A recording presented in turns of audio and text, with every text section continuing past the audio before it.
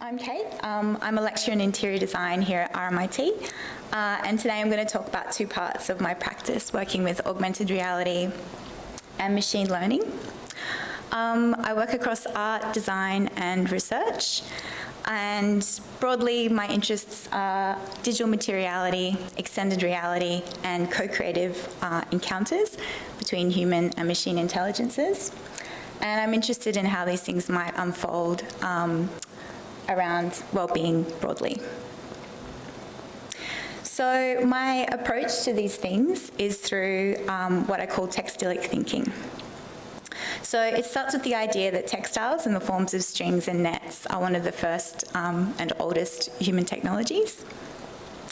And so through this it traces an alternative prehistory for contemporary technology that's based on textiles. And so this is different to the usual prehistory that we're familiar with, which is based on the evolution of various tools for calculation. And so I think the emphasis on calculation and mechanization platforms a myth of neutrality and encourages acceleration, which I think is kind of problematic at times with reference to technology. So, I think these ideas of calculation convince us that technology is neutral and always correct, and is a process of calculation that sort of always exceeds human ability. So of course there's lots of existing connections between textiles and computing through binary practice of weaving, as well as various inventions like the Jacquard loom and punch cards, which are linked to early computing technologies. But for me, the value of this textilic prehistory is that it lets me center these ideas of interconnection, materiality, and it emphasizes the responsibility of the designer.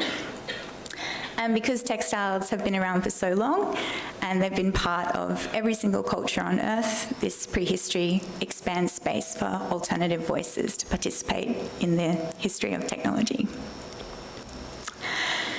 So for me, I consider material to be both digital and physical. And I see all of the works that I make as these kind of woven swatches that look at different ways of bringing the digital and physical into relation with each other, and the different ways that they might interact with each other to produce a particular experience. And so I do sometimes use weaving in my practice, but I mainly use it as a conceptual metaphor to think about how the digital and physical can be brought into relation by artists and designers. So the first project I'll talk briefly about is the RLX Tech Defrag pop-up. So this was an art commission from the University of Queensland Art Museum back in 2021. And so RLX Tech is a speculative design agency that I've used in my practice since 2015. And so RLX Tech is a wellness agency, and so it provides all sorts of wellness interventions to help you manage your networked life. So it's a fictitious agency, but it's sort of a design strategy to, I guess, open up space to have conversations around the role of technology in relation to well-being. So the installation used augmented reality to access a range of guided meditations. And so when you entered the space, you were sort of confronted with this very enormous, super out-of-scale physicalization of like a really hectic digital desktop. And then you could activate that with an AR app that I built using Unity and Vuforia. So it was a marker-based AR experience. And so it was a bit, I guess, tongue-in-cheek. The idea was that you needed a phone to access the guided meditations to help you deal with the anxiety of having a phone. But I guess that's sort of that idea that, the poison ends up being the cure, sometimes with technology and aspects of social media. And so you open up the app and can experience the guided meditations. And then the audience is encouraged to lie down on these yoga mats that have QR codes embedded in them to engage with a whole series of somesthetic meditations. And so these meditations encourage you to make small stretching movements and really engage with the internal felt experience of your body as a counter, I guess, to the anxiety that your social media feed or endless scrolling might be producing.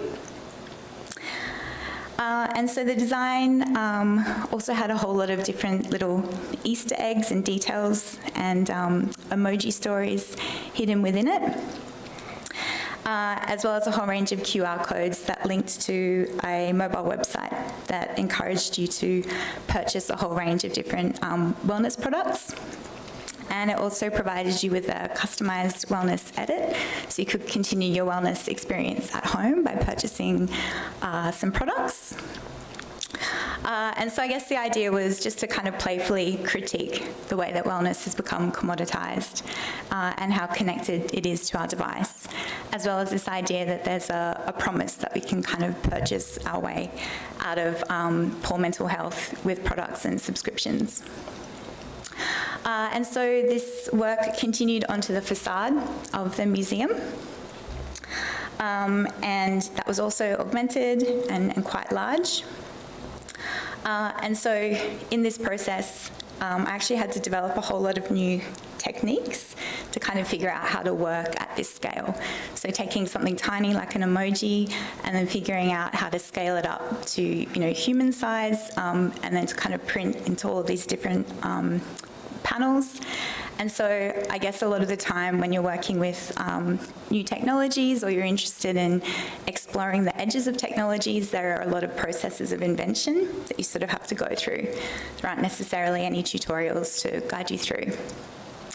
And so at the same time, as I worked on this project, it was all through COVID lockdown. And so I was in Melbourne and the gallery was in Brisbane, and I wasn't able to visit it. I wasn't able to really leave the house.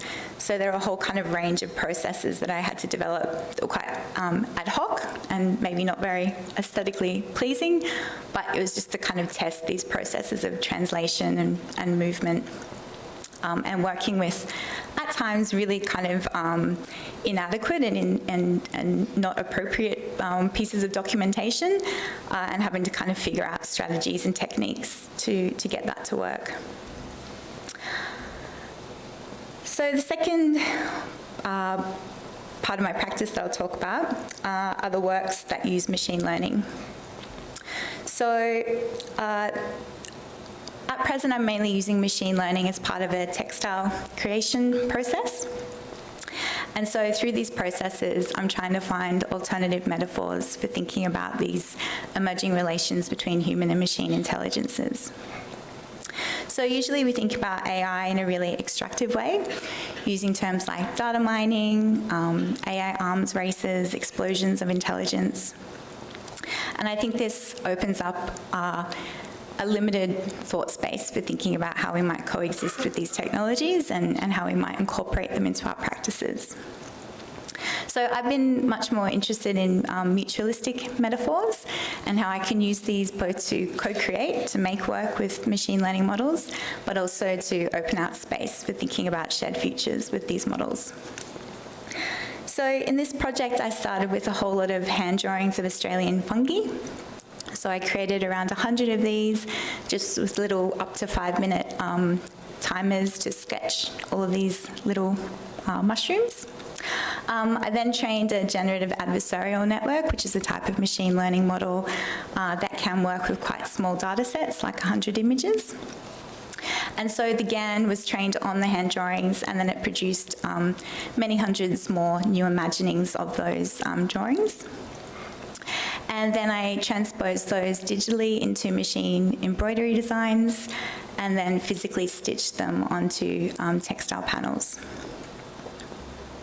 So those are just some of the details of the machine embroidery, and that imagery has been developed in this kind of process of exchange with the machine learning models and my drawings.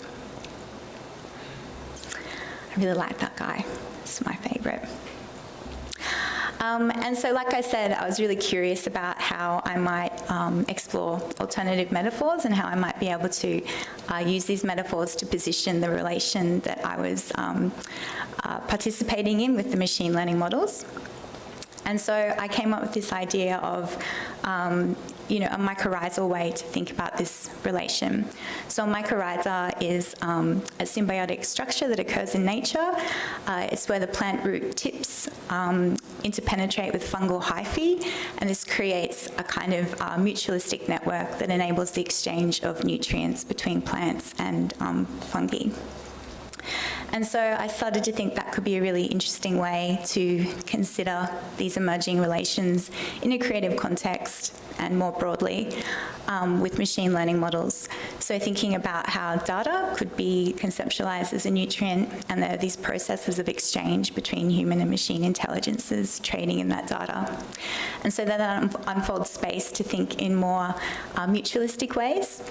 And the idea of symbiosis, you can have mutualistic practices that are symbiotic, but you can also have parasitic ones. So I suppose it just unfolds space to ask questions about what sorts of relationships we want to enter into with intelligent technologies. And the last project that I'll talk about is this project that I ran last year at the Braybrook Community Centre. So I spent a long time working in community arts, and I'm really convinced of, I guess, the power and capacity of creative practice to engage people with thinking about futures, as well as, I suppose, enabling everyone to be a cultural contributor. And, there's a lot of power in the practice of art and making. So in this project, it ran for about 6 months, and it started, there was kind of a whole series of different workshops across 3 different phases.